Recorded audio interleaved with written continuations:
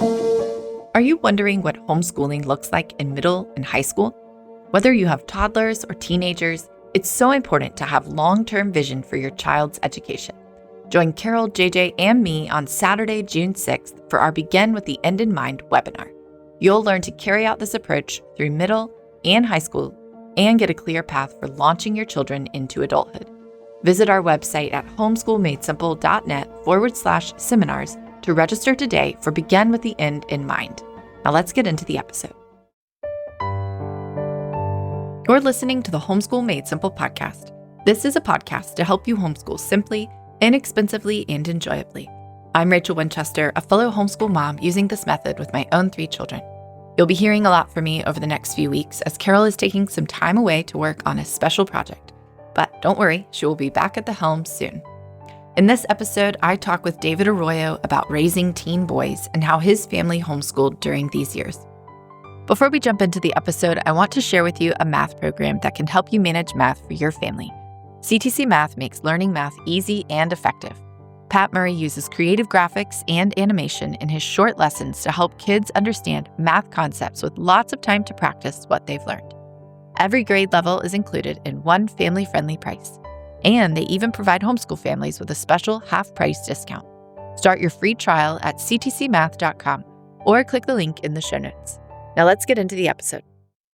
Well, today I'm back with our friend David Arroyo, who lives in California, a board member and dad of 4 kids. And David is such a blessing to our ministry. And I know he's blessed many of you listeners as he shared. But today we want to talk about specifically homeschooling boys. And in the seminars, Carol has often talked about how really school is not set up for boys to succeed. And so I just wanted to talk about how, David, you saw this with your boys as you took them out of the school environment and brought them home, and how the homeschool environment really made a huge difference in their life. So welcome back to the podcast. You could just start talking about that, what differences you saw with your boys. All right. Thank you so much. Great to be with you again, Rachel.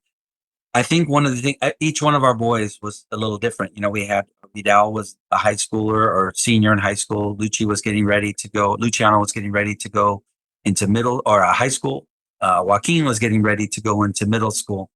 So going through that phase, it was just a different, 3 different things. Mm-hmm. Yeah. You know, I think you've talked about how Luciano was more hyper, and maybe did you feel like, especially for the younger boys, like the school environment was just not as conducive for them? Luciano specifically, he was a very popular kid in middle school. I mean, to the point that he was a 6th grader winning, like, where they vote, like, for Student VSB. body. Yes, student body.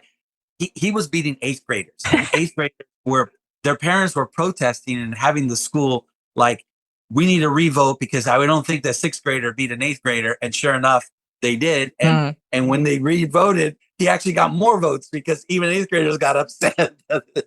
Drew more attention to it.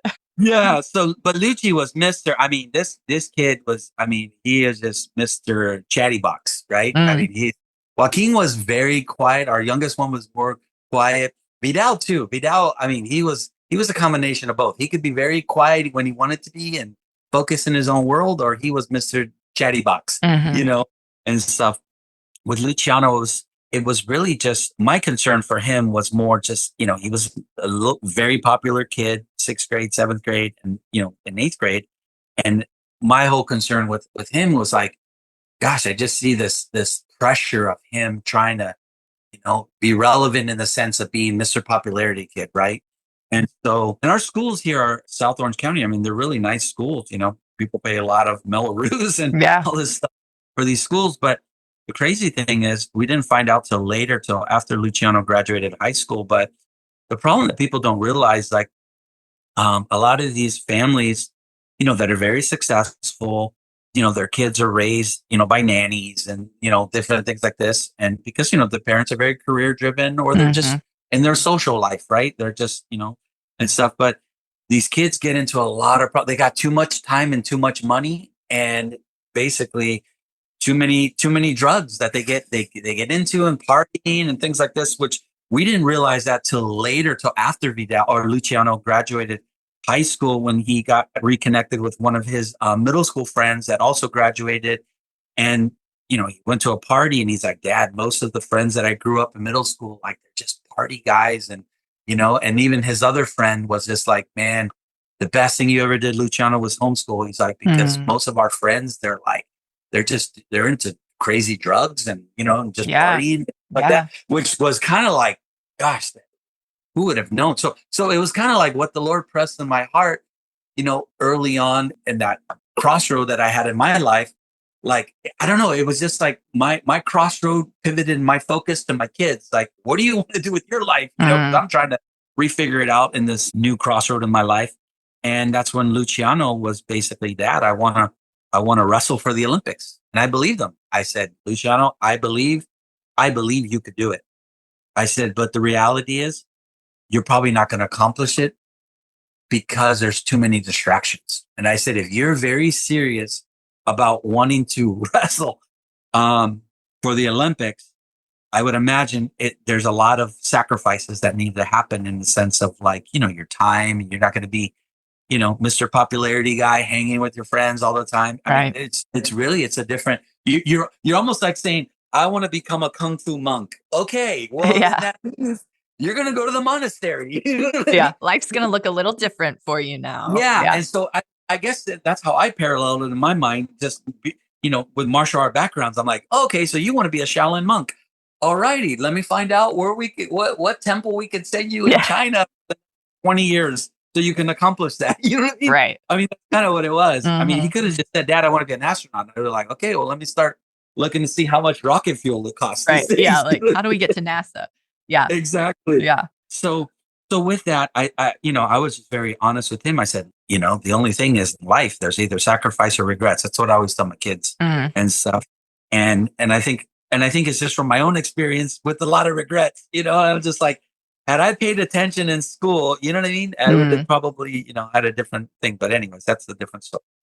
But I told them, I said, son, if you really want to wrestle for the Olympics, then we need to figure out a way and that would allow you to be able to really make that your focus. But at the same time, you got to be able to get into colleges, right? And so they're looking for certain SAT scores and things like this. So, you can't obtain those by, always hanging around with your friends and, skateboarding or BMXing and things like that. So we did. And that's kind of what led us to Carol. So it was kind of it was a soul searching, but yet at the same time, like, okay, this kid wants to be an Olympian wrestler, in that pursuit. And you know what? He didn't end up, he wrestled in college, which was huge, especially for a D1 program, which is you're wrestling with the best of the best. And, Luciano faced a lot of obstacles along the way, surgeries on his knees just from, just getting hurt. I mean, it happens, and that's why a lot of people say, it's like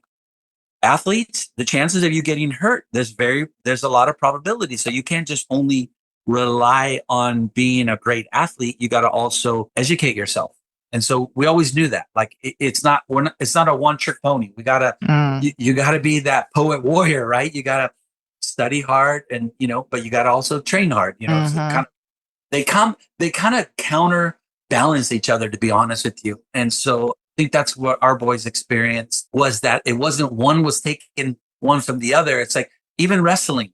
Yeah, it's very physical, but it's also very mental. Yeah. There's strategy. There's, and our oldest son, who's now a blue belt in jiu-jitsu, and he's pursuing that on his own time.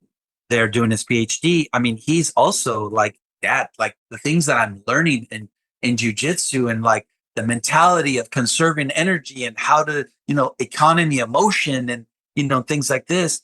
That's also helping him with research and other things. And things that he's learning in research is helping him to think, outside the box. Yeah. And stuff. So I think it's they both really kind of complement each other. But I think a lot of the things when we decided to homeschool, especially taking our boys out, we didn't know the full benefits. We just knew what Carol basically preached in those seminars, and we believed it with blind faith. I guess the best way I could say it, it's like the Bible says, you need to have the faith of a mustard seed. You can move mountains. Yeah. I mean, really, it was just like, Lord, I know I'm not the smartest guy, but everything Carol is saying, it is convicting my heart.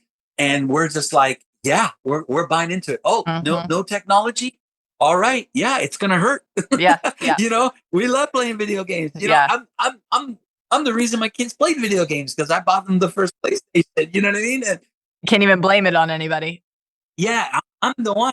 The buck stops here. Yeah. And so with like, hey boys, I'm the one that brought this in, and I'm the one that's taking it out. Yeah. But it's for your future.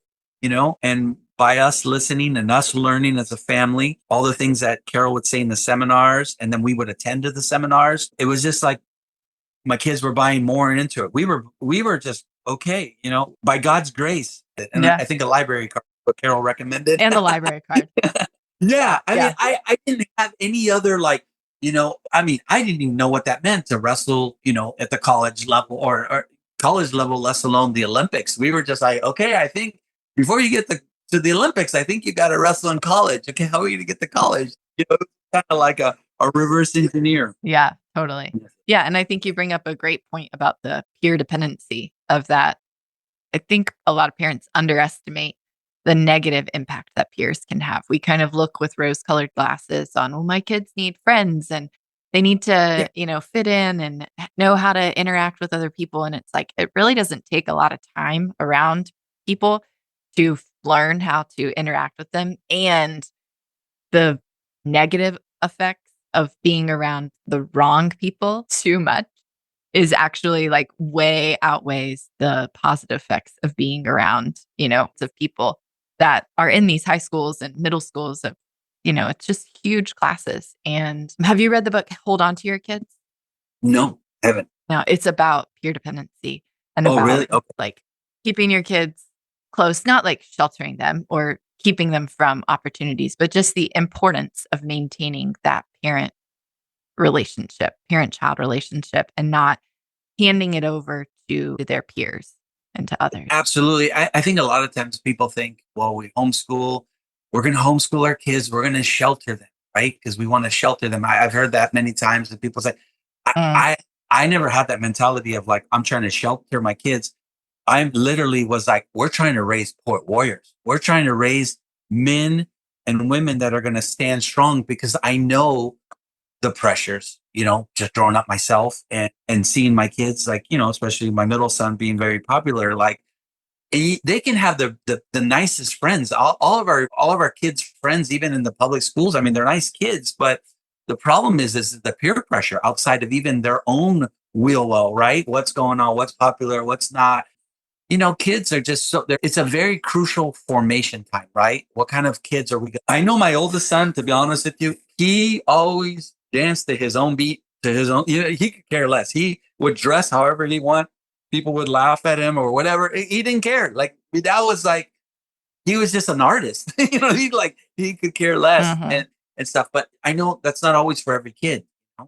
Yeah, I think so. On that book, tell me, because I think a lot of people, they get stuck on like, well, how's my kid going to be able to talk to people and stuff like that? And it's just like, kids are so smart. Whatever they're interested in, they can talk. You know what I mean? They learn those things, what they want to do. Yeah, I mean, it's not like you put them in a bomb shelter in the basement or something like that. It's like, it's more that the parent, like kind of how you've been talking of that, the parent being the guide and being the partner. And then as they go out into the world, it's kind of helping to, the wise walk with the wise. Yeah. You want to really model and help your kids make those connections with people that are going to help them be wise. And obviously, as our kids get older, they need mentors and people outside of their parents, but helping them to be able to recognize who those people are. And hold on to your kids just talks about the importance of attachment and the importance of, like, even for teens being connected with their parents. And I think that we just see them get older and we think, oh, they're on their own and they're independent and they want to go with their peers. But actually, a lot of times kids express preference for peers because they've already felt that their parents are closed off to them. And so when the parent, it's not because the child prefers the other kids, but it's because the parent has communicated, I'm not available to you. And so then they go. And then it creates this distance, and the parents thinking, oh, they prefer their kids. Or the parents reinforce that. It's actually, And it's not that the kid, obviously, we all like to have friends. Kids will have friends and all those things. But you want it to be because of good, positive relationships with friends, not because you've pushed them away. This is Carol Seid, here to recommend a wonderful Christian classic that will put fire in your soul. It's a book by John Piper called Don't Waste Your Life. In this book, John Piper talks about guarding our hearts from looking for personal pleasure and comfort and success, and instead to take risks for God and make sacrifices that matter for eternity. You can pick up a copy of this book wherever books are sold, or you can visit crossway.org/Don't Waste Your Life to learn how to get 30% off with a free Crossway Plus account. I promise you, this book will not disappoint. Now back to our show. And actually that some of those peer problems happen because the parents don't have relationships first. And so when the children are friends, because there's like a overflow of the parents knowing one another, then it actually provides safety for the kids in their friendships and relationships. But when the parents don't know each other, then it makes the friendship more risky because there's no parents to help. I've experienced this. I imagine every single parent has experienced this. It's much easier to help your child navigate difficulties with their friends if you personally know the parents. Yeah. When you don't know the parents, then it's like, okay, now you don't have a relationship. And then you're trying to now go to these people that you don't know and establish trust so that you can help your kids go through this conflict together. Wow. And so if the parents know one another, then it makes the children's relationship with each other are derivative of the parents knowing one another rather than something that exists completely separate just because the children interacted together. And so,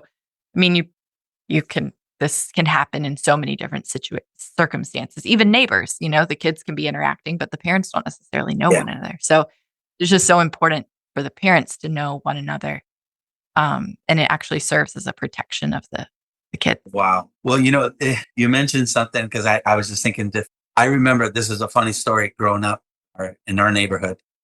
I remember there was this boy that I wanted to be a friend with, right? He was like a neighborhood boy, whatever. And so I said, hey, you should come spend the night at our house or whatever. And so the mom's like, okay, let me go talk to your dad. So my friend and his mom, they come over to talk to my dad, right? So it's like meeting the neighbor.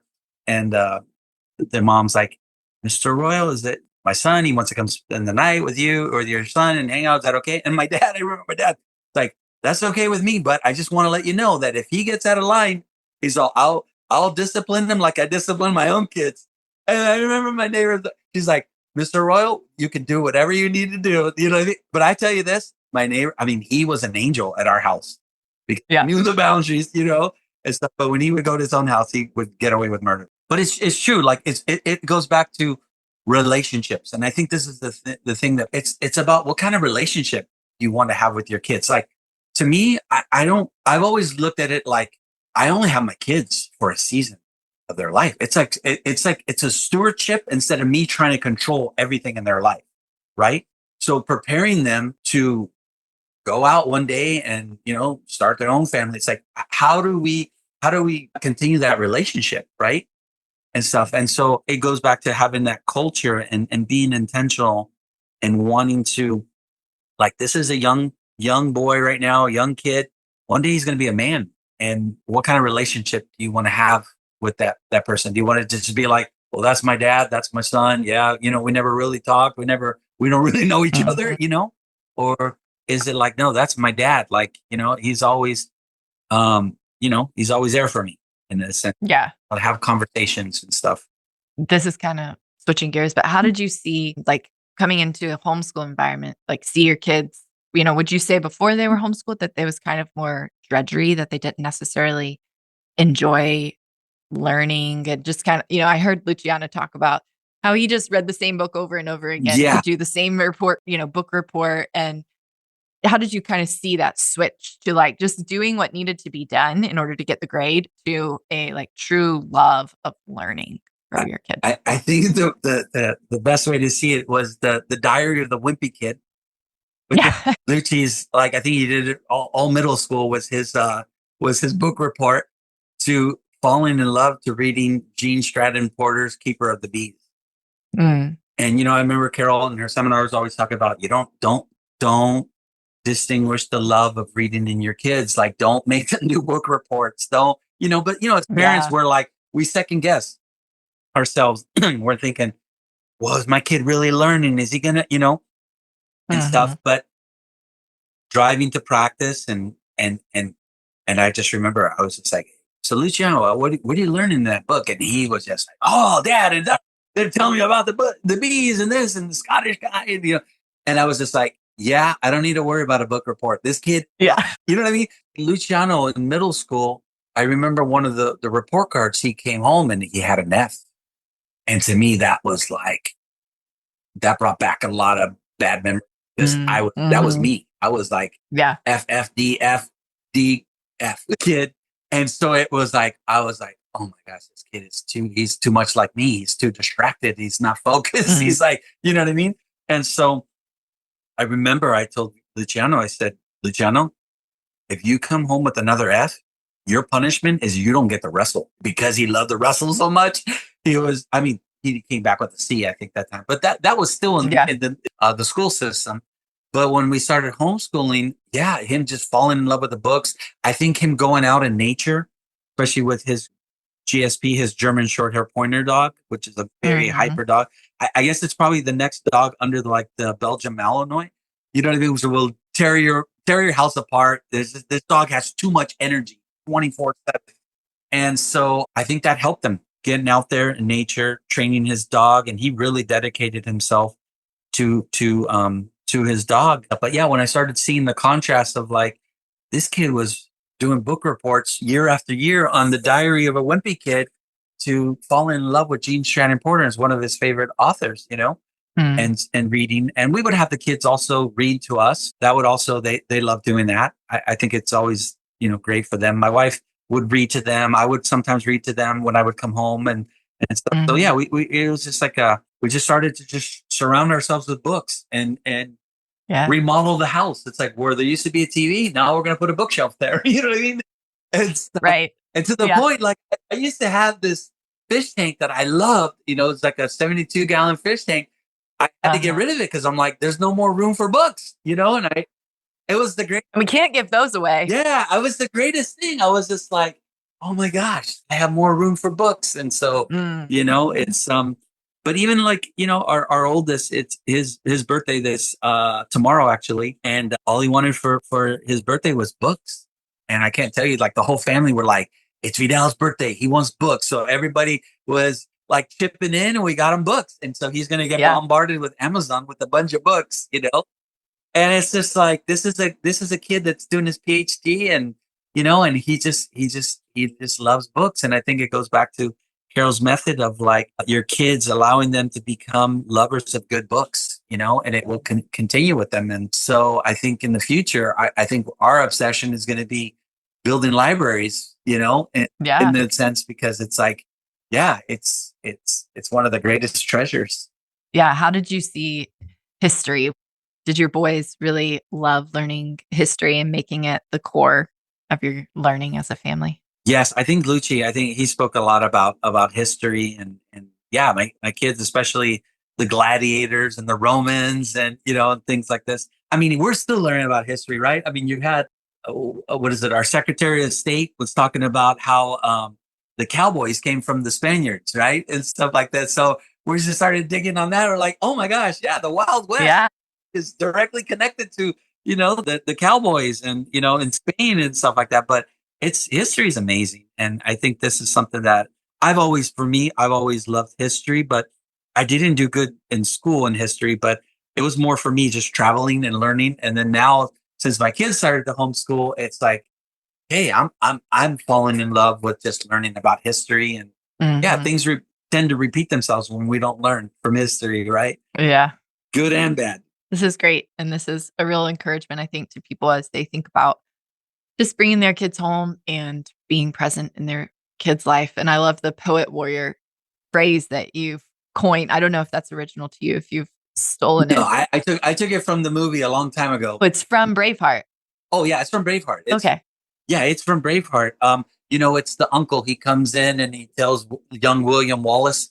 William Wallace. He lost his dad and his brother. In the fight there they had, and so this uncle, I think it's called Argyle. Uncle Argyle comes out on the white horse, beautiful white horse and stuff. The little young William Wallace is like, I want to learn how to fight. With the sword. He's like, I'll teach you that. He's like, but it's our wits that make us men. And that movie really stood to me. I always tell my kids, even now, I'm always quoting them: The Godfather, the Braveheart, the Gladiator, What We Do, Like in Eternity. That's how I'm a simpleton. So I'm just like, all right, I'm these things and connecting it to Carol's method and somehow. But no, it's and so I think my kids, also they know that phrase very well in terms of it's being a learner. One of the things that really I saw or heard the other day was talking about, when fathers aren't present, the algorithms will shape your kids. And think about, I look and I go, gosh, if I didn't throw those devices out and if we didn't go full blind faith connecting, to Carol and her method, our algorithm would be raising our kids and their mentality, their way that their worldviews and all these things. So it's definitely a story of grace in our family that we discovered Carol and that we were simpleton enough to just believe it. You know what I mean? And everything she said, what I always loved in Carol from her first seminar going, I always love she'll tell you these things and then she'll bring these articles and this family in Silicon Valley and stuff like that. I love that. And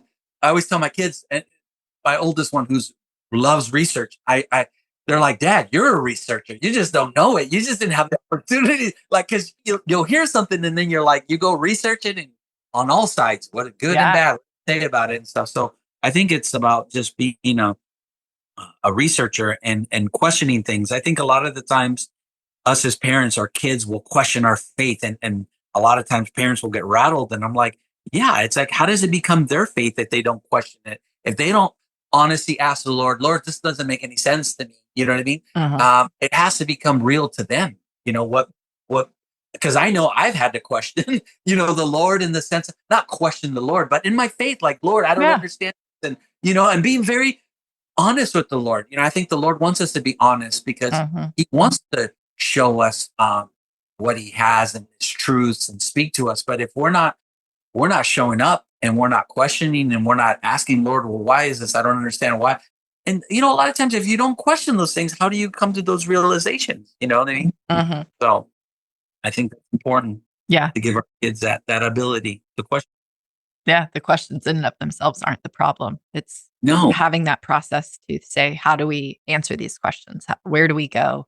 And then as we read and understand what makes sense, what do we settle? What lines up here? Exactly. It's not like the Lord is going to be offended, right? He wants us to be real. He wants us to be, real in our faith, not phony, not just, okay, He wants us to be real and question. And I truly believe if we truly seek truth, like the Bible says, God will reveal that truth to us. If we truly seek treasure and wanting to know the truth, or if we just want, you to tell me because I want to do this. No, if we're really seeking truth, God will reveal the truth to us and speak to us. And, I think that's why a lot of these atheists, when they really question and they really are really seeking truth, I was an atheist and I came to and I questioned, and sure enough, God revealed himself. Yeah, because limited by our questions. You know what I mean? Yeah. And God is actually very logical.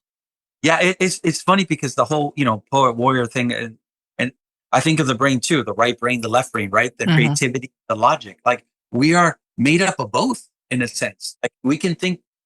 Men tend to be very logical. Women tend to be, you know what I mean? It's more emotional. But both of those are a balance. It's just like the brain, the creativity and the logic. We don't have to be a one-sided brain human. We could, even somebody that does spreadsheets, you can be creative in making spreadsheets. You can use that creativity. You don't have to think, well, I'm just a numbers guy.